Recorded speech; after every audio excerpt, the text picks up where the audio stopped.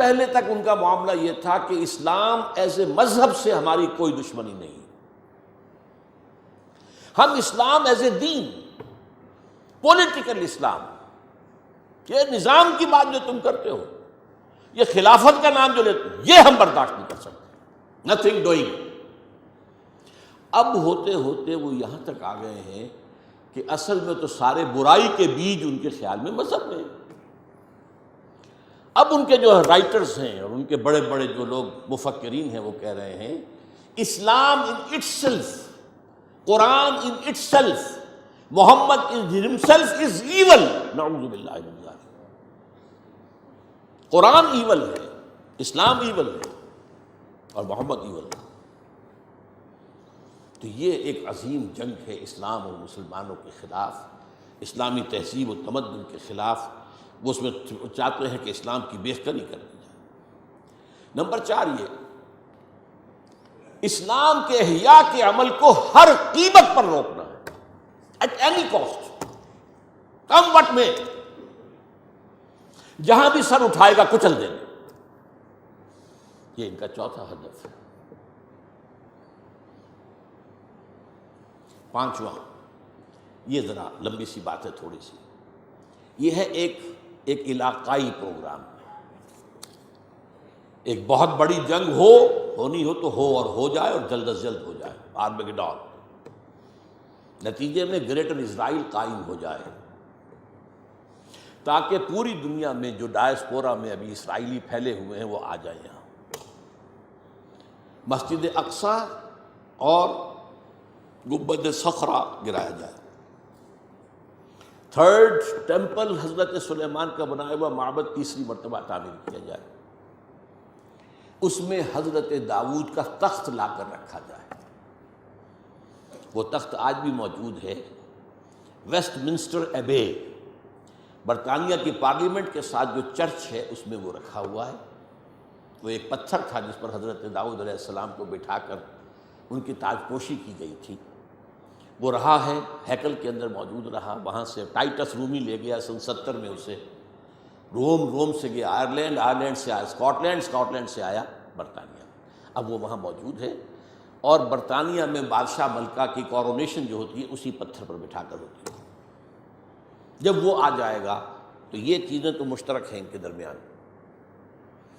آرمیگیڈون، greater اسرائیل، تمام دنیا سے اسرائیلیوں کو لا کے آباد کر دینا،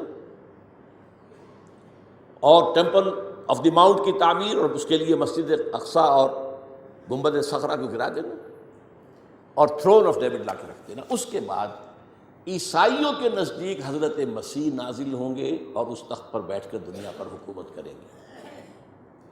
یہاں ہمارا ان کا عقیدہ کچھ آ کر مل جاتا ہے، اور اس یہودیوں کے نزدیک ان کا جو مسیحا جس کے وہ منتظر ہیں وہ آئے گا، جس کو ہم کہیں گے دجال، المسیح الدجال، ان کا مسیحا جھوٹا، وہ آ کر بیٹھے گا اور وہ دنیا پر حکومت کرے گا۔ یہ ہیں ان کے اہداف۔ اب دیکھیے میں تھوڑی تھوڑی تقسیم آپ کو بتا دوں۔ اس کے بعد کیتھولک یہ چاہتے ہیں کہ فلسطین میں ایک کیتھولک ریاست قائم ہو جائے۔ یہاں فرق ہے اب ان میں، یہودی چاہتے ہیں کہ اسرائیلی ریاست قائم ہو جائے۔ اچھا، کیتھولکس اور یورپینز اتنے زیادہ پرو یہودی نہیں ہیں جتنے کہ پروٹیسٹنٹس اور ایونجلسٹ اور نیوکونز ہیں برطانیہ اور امریکہ۔ ان میں تھوڑے فرق جو ہیں اس اعتبار سے رہتے ہیں۔ اب یہی وجہ دیکھیے کس قدر زمین و آسمان کا فرق ہوا۔ عراق کی جنگ کے لیے کوئی بڑا کولیشن نہیں بن سکا، امریکہ ہیڈ ٹو گو الون، زیادہ برطانیہ نے اور کچھ تھوڑا سا جو ہے وہ آسٹریلیا وغیرہ نے ساتھ دے دیا، باقی یہ جرمنی، فرانس، اسپین، کسی نے ساتھ نہیں دیا۔ اس لیے کہ وہاں کا معاملہ کیا تھا، عراق میں اصل میں 2 چیزیں تھیں، تیل، اس کا سارا تعلق امریکہ سے تھا، اور نمبر 2 اسرائیل کی پروٹیکشن، جس سے یورپ کے جو عیسائی ہیں انہیں بہت زیادہ دلچسپی نہیں ہے، وہ اس طریقے سے ان کے غلام نہیں ہے بے دام جیسے کہ پروٹیسٹنٹس ہیں، وہ شامل نہیں ہو رہے۔ یعنی کیوں؟ سمجھنے کی بات ہے، کیا وجہ ہے؟ یہی وجہ ہے، آپ نے دیکھا جو پہلی جنگ ہوئی تھی خلیجی، جب ختم ہوئی ہے تو جنرل شارس کرافٹ اس نے صاف کہہ دیا تھا we fought this war for the defence of Israel. اور اب جیسے ہی اس جنگ کے اندر جیسے ہی فال آف بغداد ہوا، شیرون نے بدماش نے کہہ دیا تھا کہ ان قریب عراق پر ہمارا قبضہ ہوگا. اس سے اندازہ ہو جاتا ہے آپ کو کہ یہ جنگ کیا تھی. چونکہ اس جنگ کے ہدف یہ دو تھے، لہذا یورپ اس میں نہیں آیا. یہ سمجھنے کی بات ہے کیا ہو رہا ہے، کیوں ہو رہا ہے، کس لیے ہو رہا ہے، یہ فرق کیوں. افغانستان کا معاملہ اس کے برعکس ہے.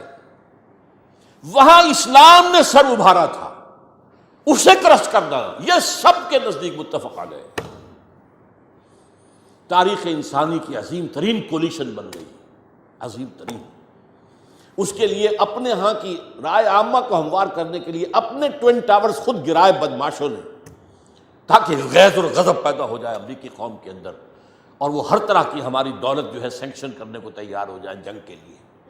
ڈیزی کٹرز آ گئے، سب کچھ آ گئے، اور وہاں آ کر پنجے گاڑ دیے گئے. اور وہاں آپ کو معلوم ہے نیٹو کی فوجیں بیٹھی ہوئی ہیں. امریکہ کم ہے، نیٹو زیادہ ہے. اس لیے کہ میں یہ سمجھتا ہوں کہ ان کے علم میں احادیث نبویہ ہیں، یہ جاہل نہیں ہیں.